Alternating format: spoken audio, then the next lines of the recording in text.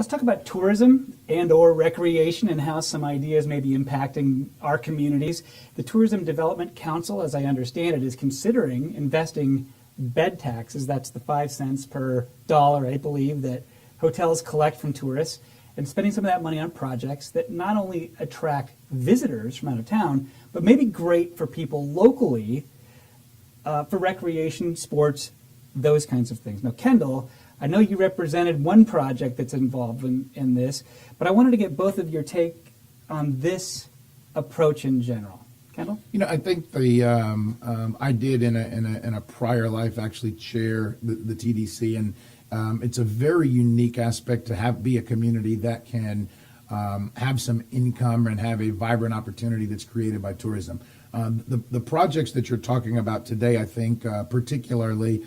In full candor, we were involved in the one that's via Regional Park. I think it creates an opportunity that it does two things. Number one, the county, when they made the decision to contract with USSSA for Space Coast Stadium, it was a large investment that part of our tourism marketplace would be based upon youth sports particularly. And we made a significant investment bringing in one of the largest, if not the largest, youth sports governing body in the country to be located here in Brevard and to start playing baseball, softball, and the like here.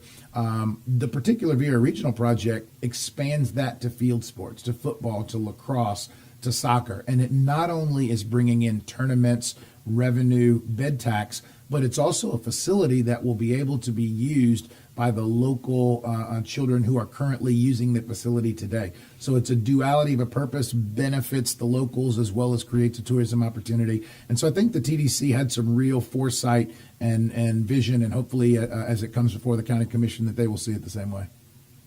Mr. B, what do you make of it? I mean, you're an amateur athlete yourself. I believe your family does martial arts and that kind of thing, swimming obviously. Can kids sports and family sports really be a big boon to tourism in your area?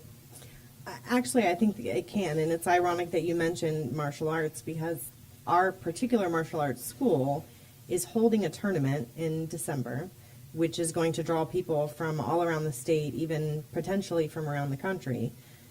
We don't have anywhere in North Brevard that can house that number of people, so the tournament is having to be moved to Melbourne for us to be able to have the tournament, which, as you know, if you've done special events, if you try to pull sponsors from your local community to support your school because of the relationships that you have, and yet your actual event is an hour away, that presents challenges. So from the aspect of tourism, and I think that's very important, and I think it's going to be very beneficial. I also think that it's great that we're focusing on youth sports and keeping kids active and involved and outdoor. We talk all the time about the struggles that our kids are facing these days, and I think it addresses that issue. And then lastly, I think it's a win because obviously we have our sales tax initiative here in Brevard County, and the more people that come in and spend while they're here, the more money we get for our schools. So to me, it seems like a win-win-win.